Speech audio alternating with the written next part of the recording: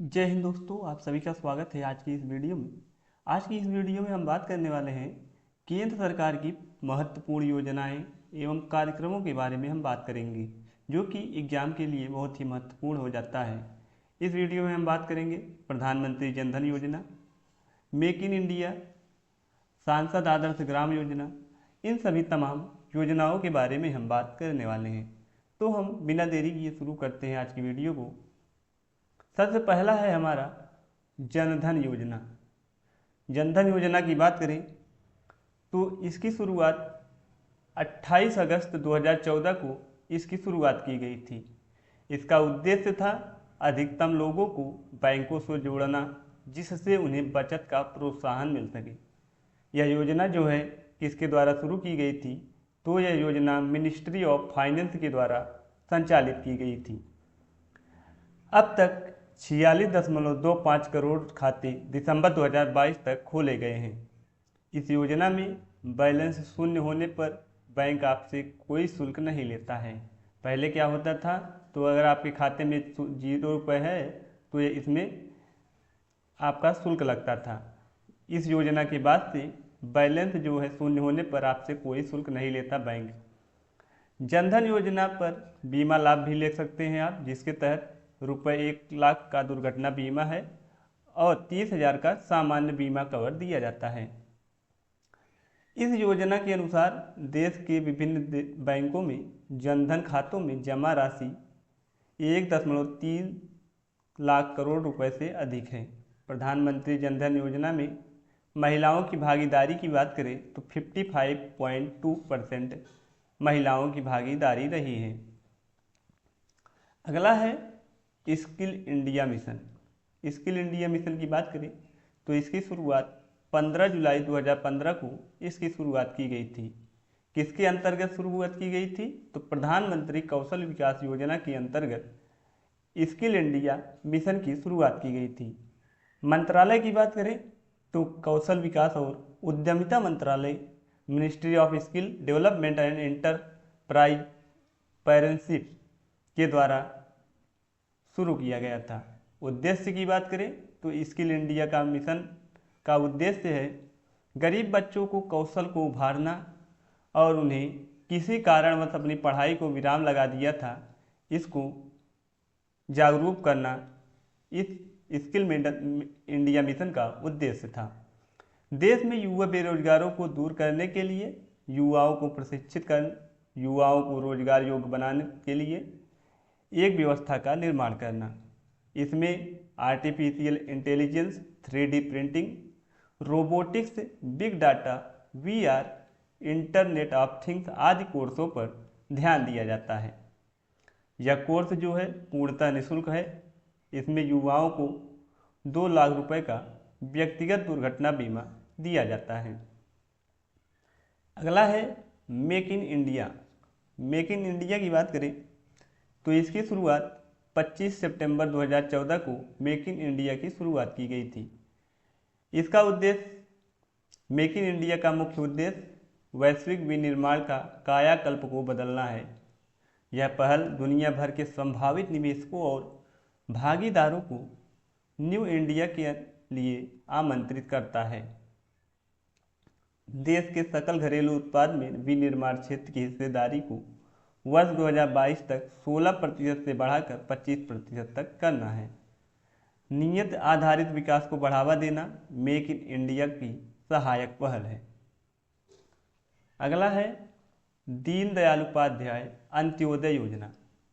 इसकी शुरुआत 25 सितंबर 2014 को शुरुआत हुई थी। मंत्रालय की बात करें, ministry of housing and urban poverty alleviation, government of India. Budget की बात करें तो 3,000 करोड़ रुपए का बजट है। उद्देश्य, इस योजना का उद्देश्य कौशल विकास और अन्य उपायों के माध्यम से आजीविका के अवसरों में वृद्धि करना और ग्रामीण गरीबों को कम करना, सामाजिक एकजुटता और संस्था विकास करना, शहरी गरीबों को सब्सिडी, शहरी निराश्रय के लिए आश्रय प्रदान करना। अगला योजना है स्वच्छ भारत मिशन। स्वच्छ भारत मिशन की बात करें तो इसकी शुरुआत 2 अक्टूबर 2014 को इसकी शुरुआत की गई थी। इस दिन दोस्तों महात्मा गांधी जी का हैप्पी बर्थडे मनाया जाता है। महात्मा गांधी जी का जन्मदिन है। इसी के उपलक्ष्य में स्वच्छ भारत मिशन की शुरुआत की गई थी और जिसे अहिंसा दिवस के रूप में भी मनाया जाता है। अहिंसा दिवस के रूप में भी मनाया जाता है। मंत्रालय की बात करें तो पेयजल और स्वच्छता मंत्रालय के द्वारा इस मिशन की शुरुआत की गई थी। उद्देश्य स्वच्छ भारत का उद्देश्य 2 अक्टूबर 2019 तक स्वच्छ एवं खुले में शौच मुक्त करना इसका उद्देश्य है। इसका उद्देश्य दोस्तों भारत को खुले में शौच से मुक्त कराना इसका स्वच्छ भारत मिशन का उद्देश्य है। जागरूकता लाकर और स्वास्थ्य संबंधी शिक्षा के माध्यम से अस्थायी स्वच्छता के लिए प्रक्रियाएं अपनाना इसका मूल उद्देश्य है। अगला है सांसद आदर्श गांव योजना। इसकी शुरुआत 11 अक्टूबर 2014 को इसकी शुरुआत हुई थी। इसका उद्देश्य प्रत्येक सांसद द्वारा एक गांव को गोद में लेकर उसका विकास करना यानी डेवलपमेंट करना इसका मुख्य उद्देश्य था।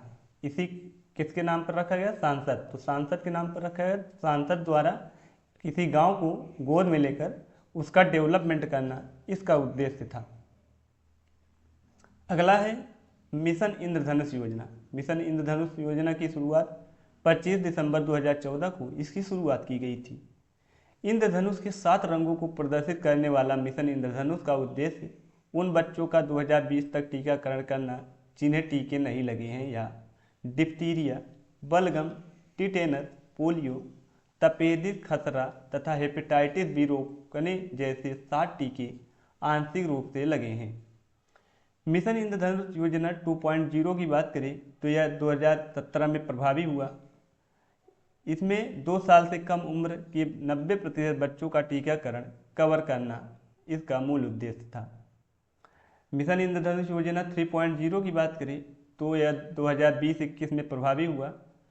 इसका कार्य राष्ट्रीय टीकाकरण कार्यक्रम के कवरेज का विस्तार करने के लिए केंद्र सरकार ने फरवरी 2020 में गहन मिशन इंद्रधनुष 3.0 लॉन्च किया।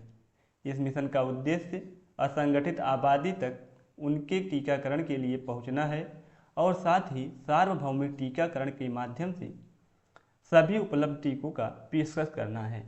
मिशन इंद्रधनुष योजना 4.0 की बात करें तो यह प्रभावी हुआ 2022 में। इसके तहत सालाना 3 करोड़ से अधिक गर्भवती महिलाओं और 2.6 करोड़ बच्चों को सार्वभौमिक टीकाकरण कार्यक्रम के माध्यम से कवर किया जाता है। अगला योजना है पंडित दीनदयाल श्रमेव जयते योजना। इसकी शुरुआत 16 अक्टूबर 2014 को इसकी शुरुआत की गई थी। मंत्रालय की बात करें तो श्रम मंत्रालय के द्वारा इसकी शुरुआत की गई। उद्देश्य है इसका स्थानीय निर्माताओं को प्रोत्साहित करने, मेक इन इंडिया योजना को लागू करना इसका उद्देश्य है और उद्योगों को श्रम कानूनों और श्रम प्रक्रियाओं में सुधार करना, पूरे भारत में मजदूरों के लिए वेतन सीमा और पेंशन योजनाओं में वृद्धि करना इसका मूल उद्देश्य है। अगली योजना है हृदय योजना। हृदय योजना की बात करें तो इसकी शुरुआत 21 जनवरी 2015 की शुरुआत होती है। इसका उद्देश्य है विश्व विरासत स्थलों की देखभाल करना और इन शहरों का आर्थिक विकास करना। मंत्रालय की बात करें तो आवासन और शहरी कार्य मंत्रालय के द्वारा इस योजना की शुरुआत की गई थी। बजट की बात करें तो 500 करोड़ रुपए इसका बजट है। अगर यहीं पर हम बात करें उज्ज्वला योजना की, ये महत्वपूर्ण योजना है दोस्तों। उज्ज्वला योजना, उज्ज्वला योजना की शुरुआत जो है